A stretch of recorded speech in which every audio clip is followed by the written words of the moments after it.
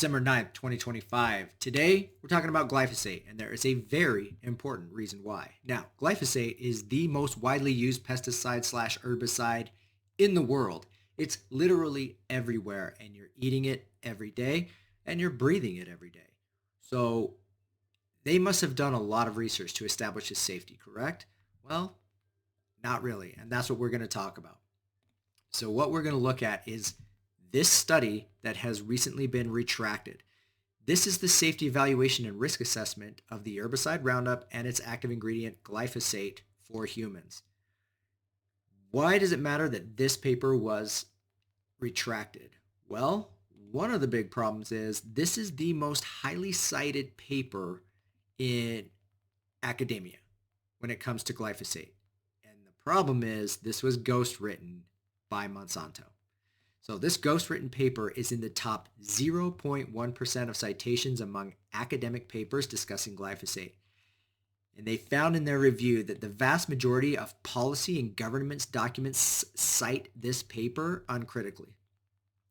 So this has influenced decisions on whether or not we should be using glyphosate at the rates that we do for over a quarter of a century. This was originally published in the year 2000, and we are over 25 years past that. And we've been using this chemical ubiquitously since the mid-1990s, so over 30 years.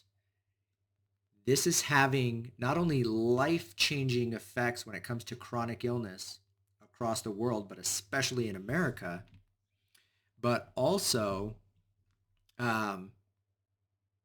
big consequences in the world of science and the fact that they've been getting away with this. So you can find some great coverage on this. Of course, I Love Children's Health Network. They reference great things like the U.S. right to know. And they talk about how basically Monsanto ghost wrote this paper, paid these scientists to act like it was them. This came out back in 2017, by the way, that this was ghost written by Monsanto. And even after that time that this was exposed, this was still cited heavily in government documents. And it wasn't until just recently that the journal editor decided, I'm not okay with this, and completely retracted this. This has huge consequences. So why was this so heavily protected in the first place? Well, there's a lot that goes into GMO. If you haven't studied GMOs, you really should. I have some videos on my YouTube about genetically modified organisms and why they're such a big deal. But it all comes down to control, as it always does. You control the food supply, you can control the world. And as soon as a product or a seed or a plant is genetically modified, it is now patented and owned by these agrochemical companies. And they have different traits. And one of the traits is to be Roundup resistant or glyphosate resistant.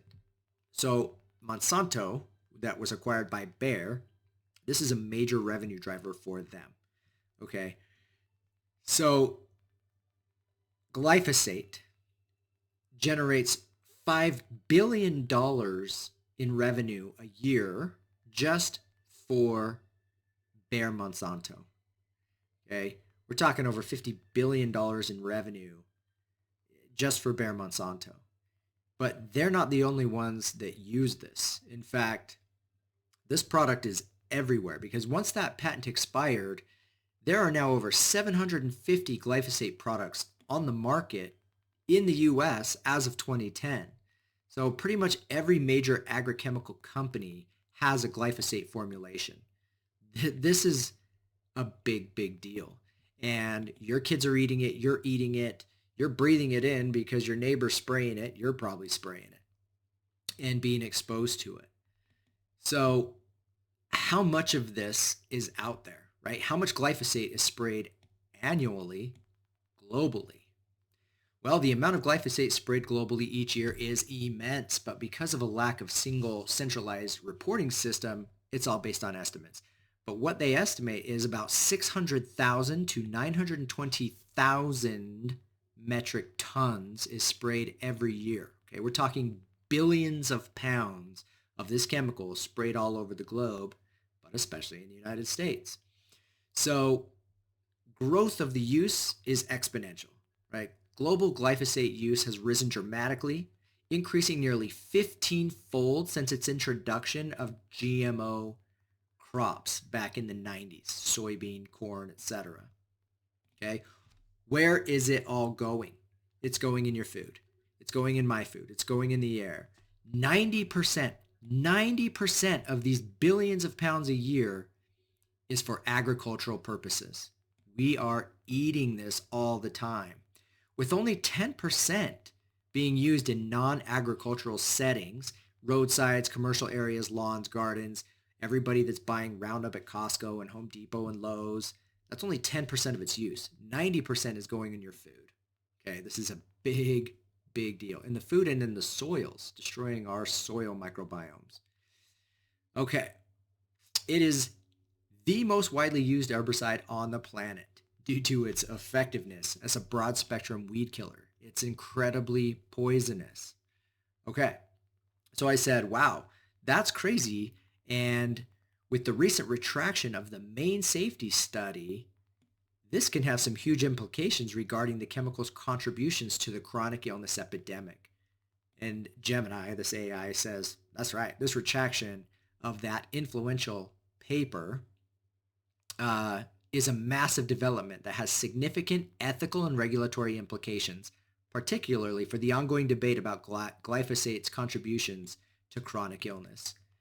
So, serious ethical concerns because Monsanto's ghost wrote the paper and there's a massive conflict of interest there. Talks about that, but I'm more interested in the chronic illness debate. And so the retraction fuels this debate, linking glyphosate to chronic illnesses by lending credence to the idea that crucial bodies of supporting evidence was significantly compromised. So we know through independent research that this causes non-Hodgkin's lymphoma. There's literally billions of dollars of litigation going on against Bayer right now because of this, and that's just in that little 10% tied to, using it on roadways and in parks and things like that. It has nothing to do with the fact that we've been eating this and destroying our body. So there's tons of independent studies showing strong correlations between the massive increases in glyphosate since the mid-1990s and the massive rise in chronic illness like celiac disease and gluten sensitivities that we see ubiquitously here in America that we don't see in other countries that don't use glyphosate the way we do or at all, because it destroys our gut microbiome and disrupts it big time, causing huge levels of dysbiosis, causes fatty liver and causes liver damage, causes chronic kidney disease, which is rampant and has affected my personal family in big, big ways. And we've been able to reverse that by going organic and cleaning up the diet. Neurological conditions like Parkinson's and Alzheimer's and all kinds of central nervous system issues. Okay. I said, wow, since that's been retracted, that really shows the importance of the findings of the Seralini study that was republished back in 2014. They say, yeah, that's a great point and critical. That Seralini study is the most controversial and highly debated independent study claiming to demonstrate severe long-term health effects from glyphosate and genetically modified foods like corn used in this study. And what did they find? Massive, massive rates of cancers, death, okay? The mortality rates were 2 to 3-fold increases amongst the females in the rat studies. Huge tumors, especially in mammary glands. So large mammary tumors, more frequent in the Roundup's glyphosate study than in the control group, and 4 times more large palpable tumors than the controls in males as well. So organ damage, like we already said, kidney issues, liver issues, and lots of chronic illness tied to this. So the Seralini study, if you don't know it, you really should go look it up and read it. I do talk about it in my GMO video on my YouTube and here on Instagram. Okay. Now, the U.S. Right to Know, they've been really good at tracking this data for years, and they're constantly updating the glyphosate article that they carry. So what are some of the things that they show? Obviously, the cancers, the non-Hodgkin's lymphomas, epidemiological studies that are showing this in very high levels. The liver and metabolic diseases that are rampant today, endocrine disruption and reproductive disruption. How about PCOS and endometriosis? I think everybody, if not yourself, ladies, knows a family member dealing with these issues that are affecting hormone levels, um, thyroid issues, endometriosis, and it goes on and on and on. Estrogen problems, androgen problems. Okay. Neurotoxicity. Oxidative stress, driving lipid peroxidation, damaging cell membranes, and causing chronic illness. Neurodegenerative issues, Parkinson's disease, Alzheimer's disease, autism spectrum disorder. This has been pretty well established. And of course, that dysbiosis, because glyphosate is a patented antibiotic that disrupts the shikimate pathway. This is not even looking at transgenerational effects. The transgenerational studies show that generations 3 and 4 of those originally exposed to glyphosate briefly have massive issues with renal function, damaging the kidneys, obesity, and all kinds of problems. And we're just 30 years into this mess when it comes to blindly going into this with no understanding of the damage that we're causing.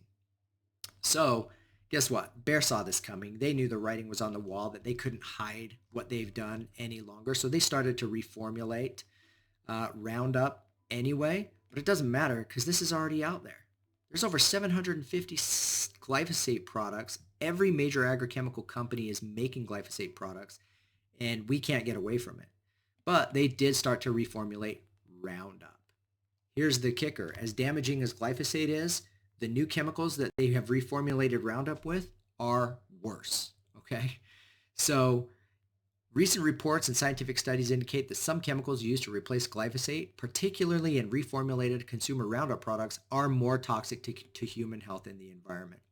And these are terrible, terrible chemicals like dibramide and these other ones that I can't pronounce. But what do we know about these? Dibramide is present in the new formulation, is considered a highly hazardous pesticide, and is estimated to be 200 times, not 200%, 200 times more toxic than glyphosate in terms of chronic exposures. It's been linked to organ damage, gut microbiome disruption, and links to neurodegeneration.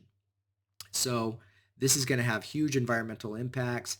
And so we trade one problem for a worse problem. Thanks a lot to the agrochemical companies. Okay, so again, there's other pesticides to worry about and herbicides, because being glyphosate resistant or Roundup resistant was just the first generation of GMO. We're now in like the 4th and 5th generations where they are stacking traits, right? So they're not just spraying the soy, the corn, the sugar beets, the canola, the alfalfa with glyphosate. They're able to spray it with glyphosate, glyphosate, dicamba, 2,4-D, HPPD inhibitors, and they ramp up the phytoalexin Bt toxin that can damage our guts. So we're magnifying the toxicity by mixing it with all these other chemicals just because they've been able to genetically engineer it to do so. Safety be damned. Okay? Soy has many different stacked traits with many different chemicals. Corn has many different stacked traits with many different chemicals. What do some of those chemicals tie back to? Well, glyphosate with low dose exposure chronically causes neurotoxicity, causes reproductive toxicity, causes developmental concerns, causes respiratory issues. What about 2,4-D, right? Chronic low dose, endocrine disruption, affecting thyroid again, estrogen, androgens, microbiome changes, all kinds of problems. What about these HPP inhibitors, right? Ocular issues, damaging our eyes, developmental issues, and oxidative stress, again, getting down to that cellular component and damaging cell function. Dicamba, cancer, organ damage, developmental and reproductivity issues, oxidative stress. It goes on and on and on and on and on. So we've got so many things to be aware of. And this paper, this retraction is a very important eye-opener that most people aren't paying attention to. You may have seen a headline, you might have seen a social media post, but you need to dig deeper and understand the implications of this one paper and how powerful these companies are in the fact that they're doing, number one, doing their own safety studies, and number two, ghostwriting to have it look like independent third-party science is being done, but it's not. And we're being poisoned, and you need to be aware of that and make wiser choices in your day-to-day life. And so do I. We all need to be aware of these things, and that's why I cover it. All right, have a great day.